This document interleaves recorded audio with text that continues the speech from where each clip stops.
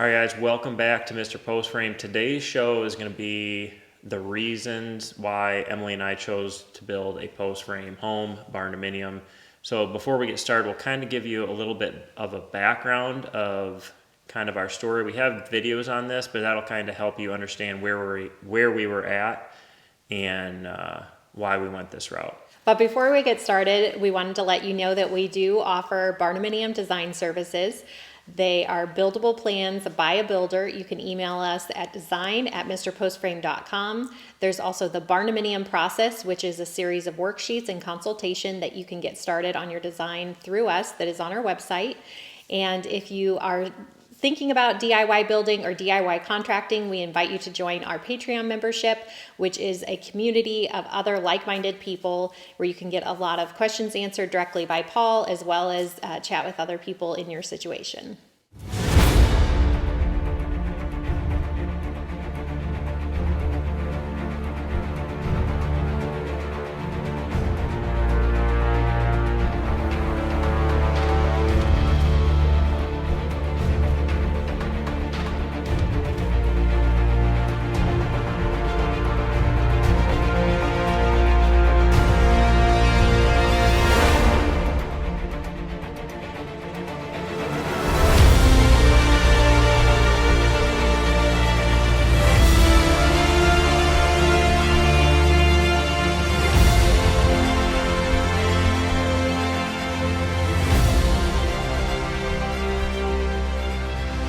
Emily and I moved to Iowa in 2018. Yes, it was 5 years ago this month that the kids and I joined you here in Iowa. And it was 4 years ago this month that you started clearing the land for this property. Yes, and so I had retired from law enforcement. I got a job out here. I didn't like that job, so one day I just up and quit that job, and we decided we were going to start our own business. We were looking for an acreage with a house and a building to run our business out of, and everything was just unaffordable. And then the house would have to be redone. So we bought a piece of land and we decided to build a barndominium. I've grown up around post frame buildings my whole life. I've always wanted to live in a barn. And so I designed this while I was planning my exit from my last job. And that's kind of how we got here. But we're going to talk about the reasons why we went with post frame over a conventional stick frame house. So I guess the first one is we just like the style. It kind of fits in this kind of where we live and what we wanted. Do you have anything to say about that? Yeah, I mean, post frame, or like it's a wood frame structure. It's the most popular agricultural style of building in the Midwest, the upper Midwest. And so you drive around and They're all over. Yeah, they're all over the place. Everybody has one. So we were really familiar with what these buildings looked like. And we were also familiar with farmers that would build really big ones, like that had one roof line, and then finish off part of it in living quarters, the Schaus concept. I think, the style is kind of a personal preference, but if you take a post frame building and you add a porch onto it, you step down your garage, you can really get a really neat design that I think is cool, and I think it's very appealing. Now obviously that's personal preference, but I think for most of you who are watching this, you like that style. I would say the simpler you can keep your structure as far as roof lines, having roof lines connect, having dormers, all that stuff. The simpler you can keep your structure, the better off you're going to be as far as simplicity of building it or having it build cost, stuff like that. But I guess that kind of leads us into the second reason why we did this, and that's because we wanted to self-build it. And when you look from that point, these structures are really DIY friendly because you can complete the structure and then do everything else inside later. So you can complete the exterior in a fairly quick time, get it dried in, and then you can work on all the inside stuff. So yeah, that was probably for me personally, that was probably the biggest motivating factor to going this direction. Was because you could kind of get that part done, and then you knew you'd have more time. So that's why we encourage people to go that way, because if you stick frame your home, that it doesn't go together in the same way. You have all of your interior walls go in when you're doing your exterior, when you're doing your roof, and so it is a different process entirely. Yeah, I mean, if you're going to hire a crew to build your structure, whether it's a stick frame or post frame, it's going to go together pretty quickly for the most part. So when you look at it from that point of view, I don't know if there's a real huge advantage if you're going to pay a crew, well-oiled crew, to build it, because it's going to go pretty quickly. But as far as a self-build aspect, this is a great way to build.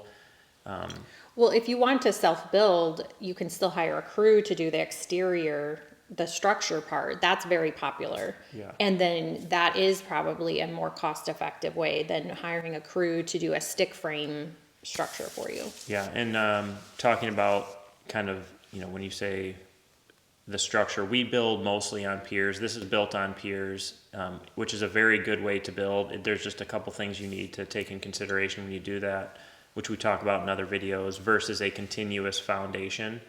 There's nothing wrong with doing a continuous foundation or a pier foundation. It's going to cost you a lot more money to get the continuous foundation done over the piers. And typically, you're going to have to hire somebody in to do that. I think it was probably, this is from a self-build point of view, but I think we had maybe $3,500, $4,000 in all of our piers, where if we would have went the continuous foundation, it would have been closer to $30,000 to get that done. So that's quite a bit of a difference. Yes, I recently talked to somebody, and we quoted it both ways with them, and it was pretty much double to do a continuous footing versus the piers. Sure, it's at least with that. labor. Yeah. So to kind of wrap up, that part of that reason, you get free span trusses, so you basically have an open slate on the inside, and we don't have a basement other than our storm shelter, which we wanted something underground because we're in kind of a area that gets tornadoes. You can get above ground ones. That was just our personal preference to have it, but we've remodeled a ton of houses in the past, and they all had basements, and I was kind of tired of dealing with water issues, and so I just wanted a house on a slab and felt that this was the best way to go about doing that. You did a really good job about thinking through all of that, and that's why the design is the way that it is because you knew what was going to happen once a house was like 20 years old or stuff like that. And so, I mean, that brings us into kind of the next reason is the maintenance-free aspect of a post-frame home, Barndominium.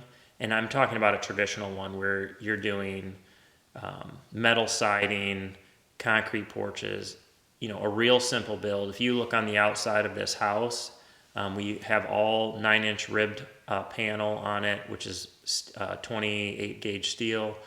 All of our patios are concrete. So we really have a maintenance-free exterior, vinyl windows, which makes it nice for me because I don't want to have to, in 5 years, repaint siding or recaulk or do any of that kind of stuff because I just don't have time, nor do I want to do it. So once, twice a year, I might lightly power wash the concrete just to, get the mud and stuff of it off that the kids get on there. But that was a huge reason for me is the exterior maintenance-free part. Right. Because can you imagine, like we're almost 4 years into where you started. So next year you'd be repainting or recaulking, siding. There are products out there that you can get that are guaranteed longer than that, but they're 3-4 times the cost as well. So, you got to take that into consideration too. Now, if you'd rather have a sided house with traditional siding, then that's just something you have to take into account. This is still a good way to build if you want to do that. You just have to understand that, you're going to have to add sheathing on the exterior to attach your siding to, all that kind of good stuff, which isn't a bad thing to do if you can afford it, but there are some cost savings in a post frame.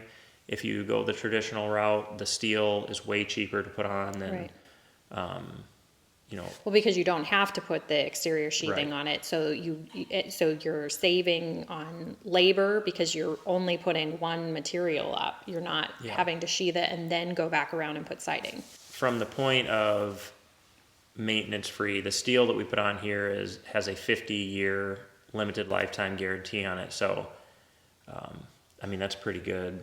Yeah. I mean, that span of life. right. That puts us in our 80s, 90s. Yeah, and at that point, I won't be the one replacing it, so I guess it really won't matter. And it really doesn't mean that the steel will be bad. It just means that maybe the color won't be as vibrant as it was. Sure. Yeah, so that's something to think about as well. One of the reasons, and this is, I guess you could look at this one or two ways, if it's a minor or major reason. I think about, if we wanted to spend the rest of our life here, everything we need is on the main floor. Our garage is 0 entry. So if there was to be a point where, we had a disability, or, we're just getting old, and, you want that ease of getting in and out, or, say you have a parent that you move in with you or something Right. like that, you have the option.